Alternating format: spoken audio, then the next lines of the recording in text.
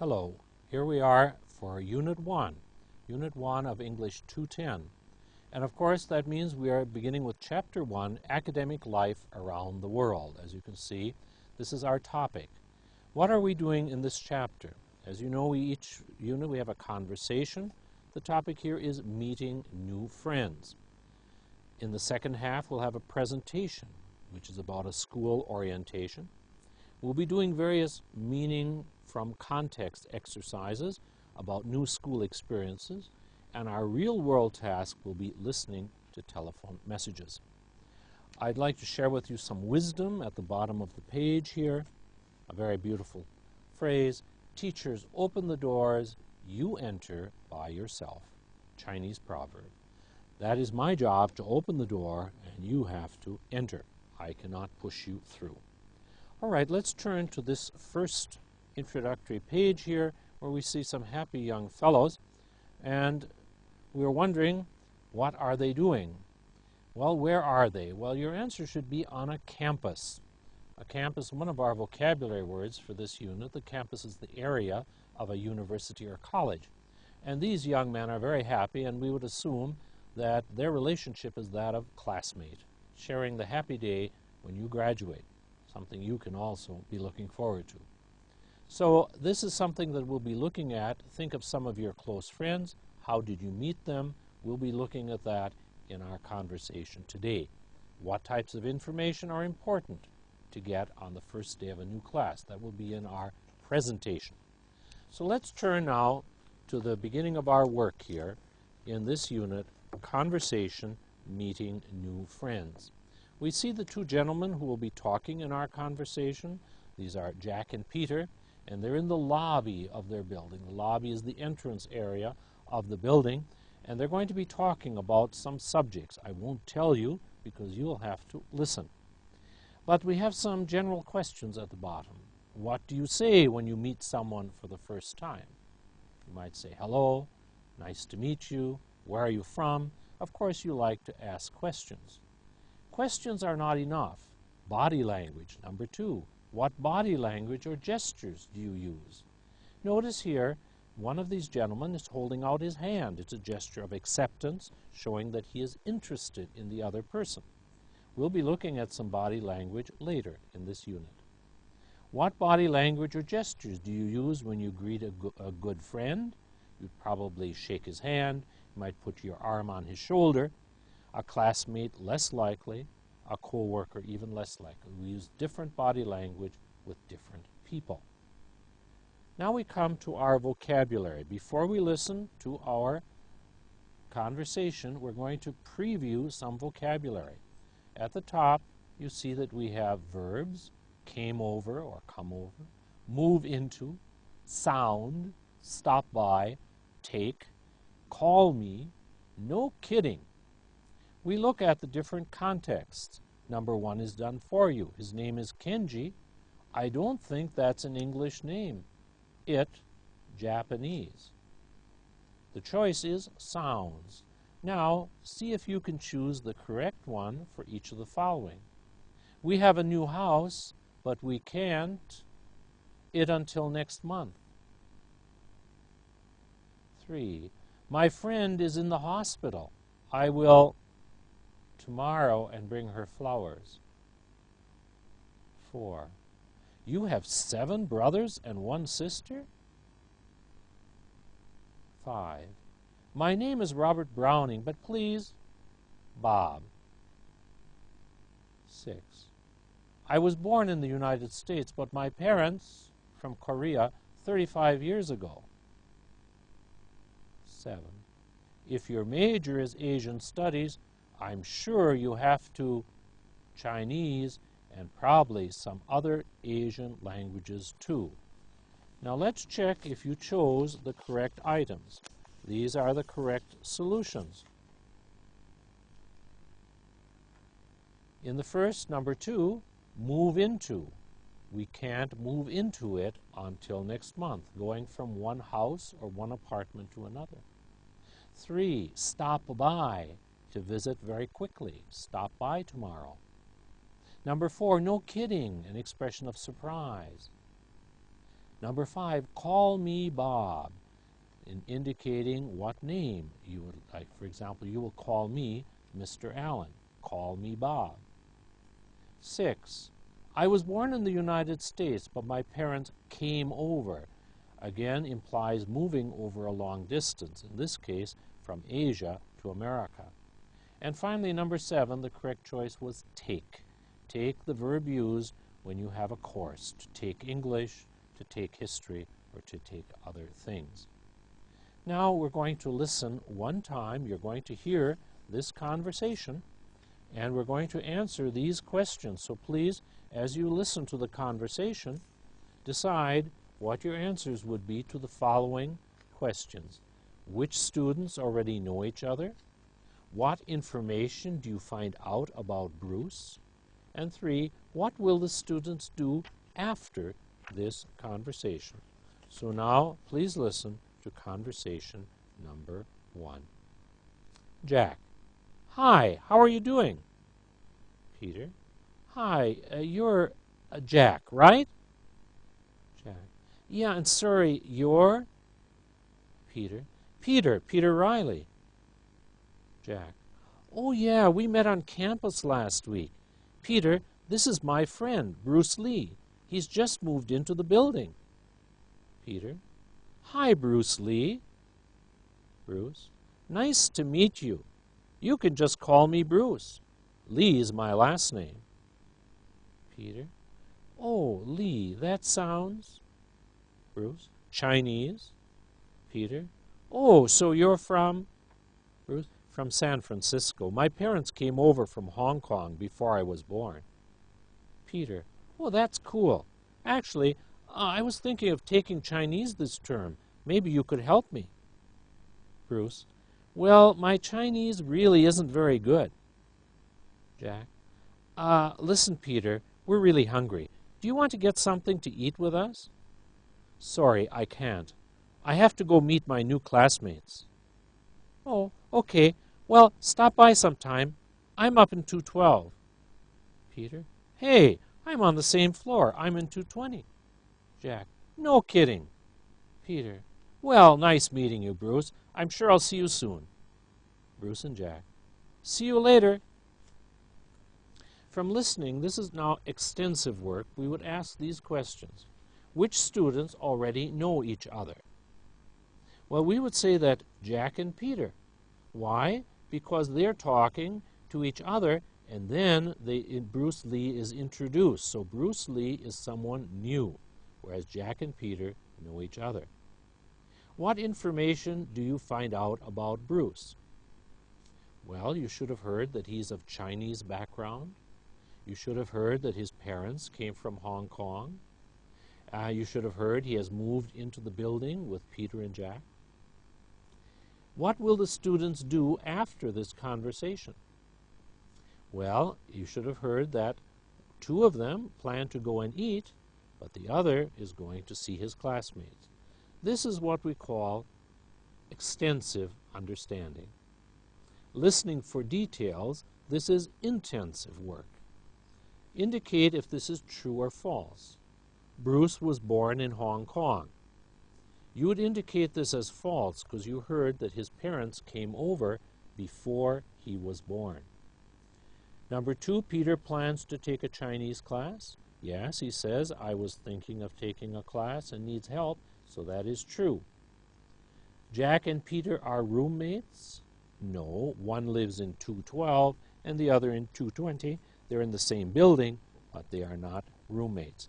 So here you see examples of types of questions, both intensive and extensive. As you heard, another important thing that we are interested in doing is close work. Now here is the same conversation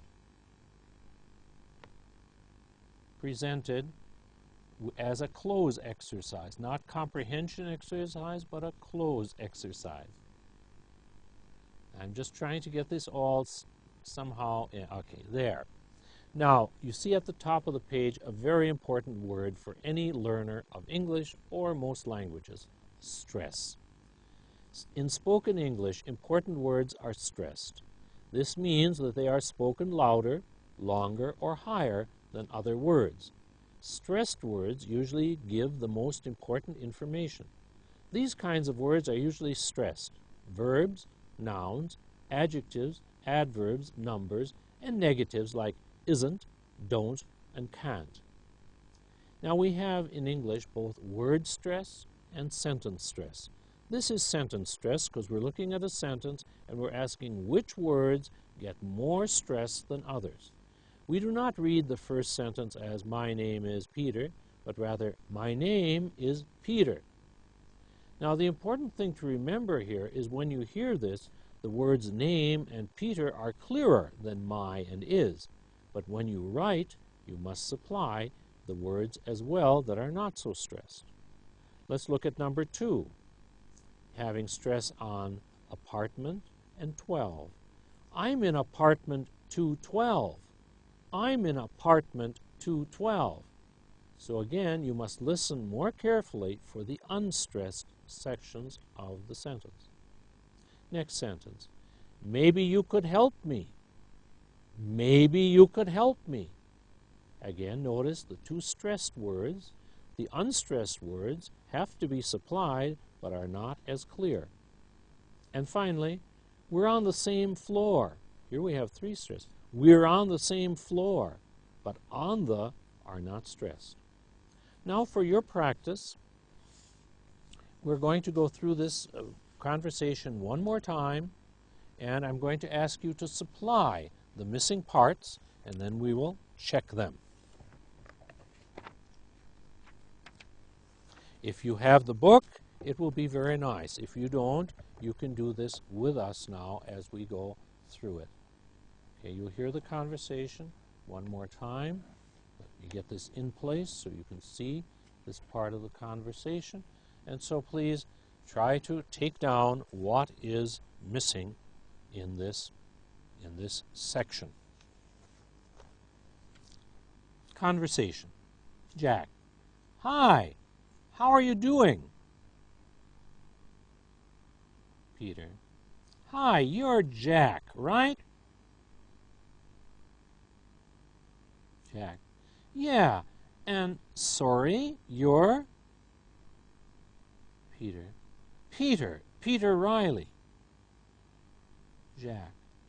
Oh yeah, we met on campus last week. Peter, this is my friend, Bruce Lee. He's just moved into the building. Peter. Hi, Bruce Lee. Bruce. Nice to meet you. You can just call me Bruce. Lee's my last name. Peter. Oh, Lee, that sounds... Bruce. Chinese. Peter. Oh, so you're from... Bruce. From San Francisco. My parents came over from Hong Kong before I was born. Peter. Oh, that's cool. Actually, I was thinking of taking Chinese this term. Maybe you could help me. Bruce. Well, my Chinese really isn't very good. Now we move to the next page, the remainder of the close. Okay. Listen, Peter, we're really hungry. Do you want to get something to eat with us? Peter. Sorry, I can't. I have to go meet my new classmates. Jack. Oh, okay. Well, stop by sometime. I'm up in 212. Peter. Hey, I'm on the same floor. I'm in 220. Jack. No kidding. Peter. Well, nice meeting you, Bruce. I'm sure I'll see you soon. All right, let's check how well you completed that. Let's see some of the difficulties you may have encountered in doing that particular exercise. Now here are the same exercise but filled in. some things to note. Please be very careful doing, that you're not doing, but doing, this full form. Be careful with proper names. Jack must be capital. Met, again, be careful of present and past. Meet and met. Vocabulary word campus, you can expect to see that again. Friend. Building has a U, U-I-L-D-I-N-G. Here we have the base form, meet, notice compared with met, past and base form. Call me, C-A-L-L. Be careful that sounds. Be sure to get the S. We call it the third person singular marker. Again, with my parents came, be sure A-M-E, past tense form, came over. Born without an E, O-R-N. I was thinking, again, be sure the I-N-G form. Chinese, capital C. All languages are proper nouns. Please notice this noun. This is one of our vocabulary words, a term, a length of time. In our case, our term is the semester. In some universities, the term is a year. Some places have a trimester, but a term is a length of time. Maybe you could help me. Okay, let's go to the remainder of it. Really, remember you have two L's, one for the root, real, one for the suffix -ly, hungry. Something is a pronoun, one word, not two. Classmates also, compound noun, single word. Such things as 212, 220, numbers can be written as numbers. Of course, if it was 2 or 3, you might want to write it as a word. Nice meeting. Earlier you heard nice to meet. Here again, we have the ing form. Now, we move on to reductions. Reductions are a part of any language. We speak more distinctly when we speak individual words than when we are speaking quickly to friends in continuous speech. So what we have in English, we have reductions, such as the unreduced do you want to becomes do you wanna. How are you going? How are you doing? Instead of how are you doing. Nice to meet you instead of nice to meet you. Now, of course, your job is to recognize the full form by hearing the reduced form. Comparing unreduced and reduced pronunciation. The following sentences come from the conversation. Listen for the difference between unreduced and reduced pronunciation. Repeat both forms after the speaker. So please do that now. Hi, how are you doing? Reduced. Hi, how are you doing? 2. Do you want to get something to eat with us? Reduced. Do you want to get something to eat with us? 3. I have to meet my new classmates. Reduced. I have to meet my new classmates. 4. I'll see you soon. Reduced. I'll see you soon.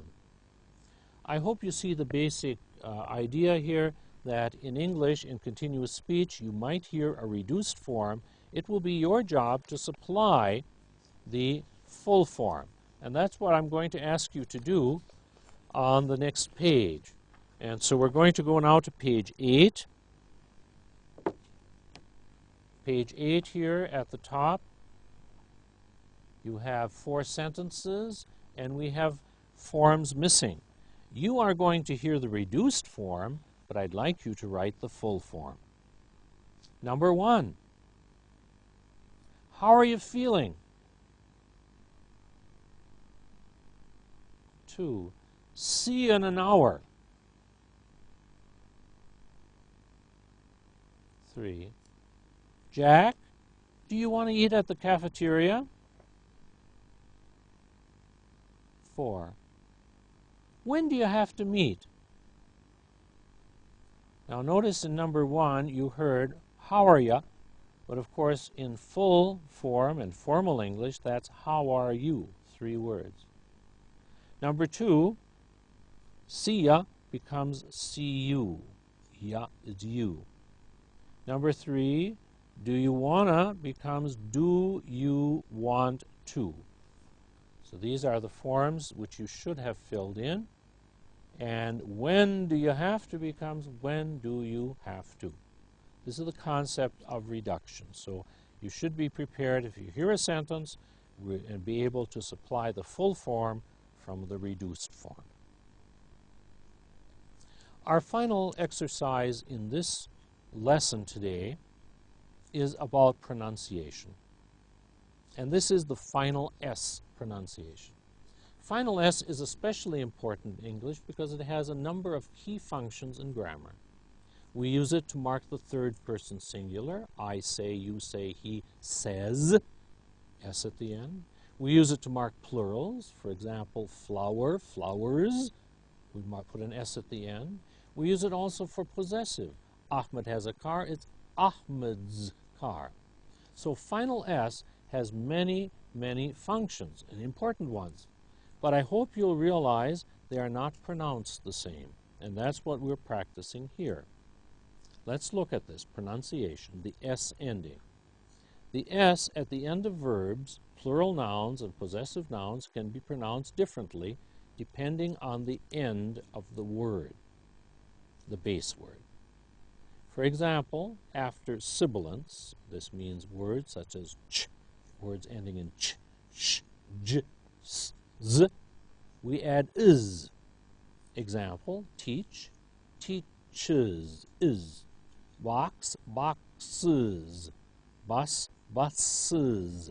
Brush, brushes.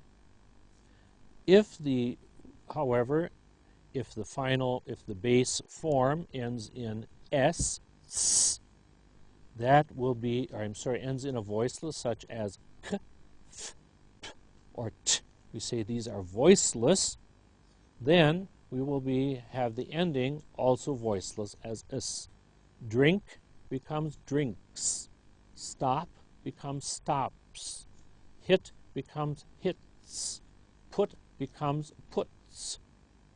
By contrast, if the base form ends, or the base word, ends in a voice as g or v or b or d, then the ending is pronounced as a z, as in carries, brings, fathers, rides.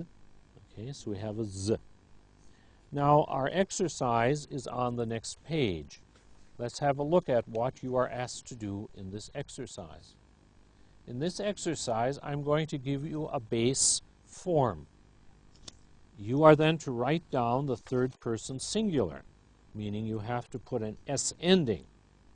But more importantly, you must choose whether that S ending is, number 1, s, number 2, or z, number 3. So let's do this and check it. Number 2, our base form is miss. Miss. Number 3, our base form is hope. Hope. Number 4, our base form is stop. Stop. Number 5, our base form is drive. Drive. Number 6, our base form is phone. Phone. Number 7, our base form is wash. Wash. Number 8, our base form is summarize. Summarize. Number 9, our base form is mother. Mother. In number 10, our base form is put. Put. I hope now you have written down the S form of each of these base forms, and now we're going to go through and check them. Here you have the solution, and let's see how well you did. Miss becomes Mrs., and the correct choice is because we have s, Mrs. In the case of hope, The correct choice is number 2, s, because we have voiceless p, hopes. The same with number 4, the same form, p, at the end of stop. So the correct choice is number 2, stops. Number 5 is different because the base form ends with the sound v, which is voiced. So we have a voiced ending, z, drives. The same with phone. Notice it does not go by the letter, but by the sound. It ends with the sound n, n. All nasals, n, m, n, are voiced, so phones. Wash, very different. This is sibilant, sh. So we have washes, number 1, is. Summarize. Again, we have another sibilant, z. So again, summarizes, is. Mother, r, the retroflex in English is voiced, and so it's followed by a voiced ending, not mothers, but mothers. Fathers, brothers. After r, the ending will always be voiced as a z.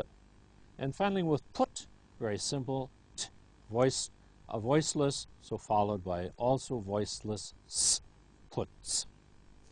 Let's practice some of these endings now, and maybe you can think as we do them whether they are voiced, unvoiced, or is. Where does your teacher work? He works. I hope you hear that that's going to be voiceless, number 2. Number 2, what does he or she teach? He teaches. The ch is sibilant, so we have is, number 1, as our choice. Number 3, how much homework does your teacher give you? He gives me. Notice v, voiced, so z, again, this will be number 3. When does your class begin? It begins, n. Remember, all nasals are voiced, so it's followed by z, again, number 3. When does your class end? It ends, d, again, voiced, followed by z, number 3. How many books does a college student usually buy? He buys. Remember that a vowel is always going to be voiced, so it's always followed by z. Goes, buys, sees, always be followed by z, the voiced form. How long does it take for you to get to school? It takes. K is voiceless, so followed by voiceless s, number 2. What kinds of things does a student bring to school? He brings. Remember the ng sound, the nasal n, m, ng are all nasals. They're always followed by voiced z, brings. How many subjects did you study, or did he study, or does he study? He studies. Against e, vowel, voiced, z, studies. That's number 3. And finally, what does a student do if he or she wants to ask a question?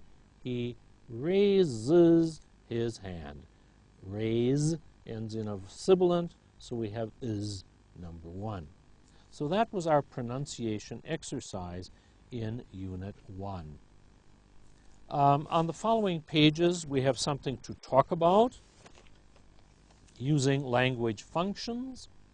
We heard people introduce themselves. Let's look at some of the ways people can introduce themselves.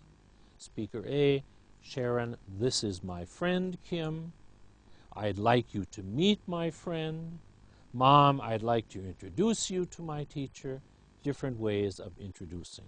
Response, hi, good to meet you, pleasure to meet you, nice to meet you, all possibilities.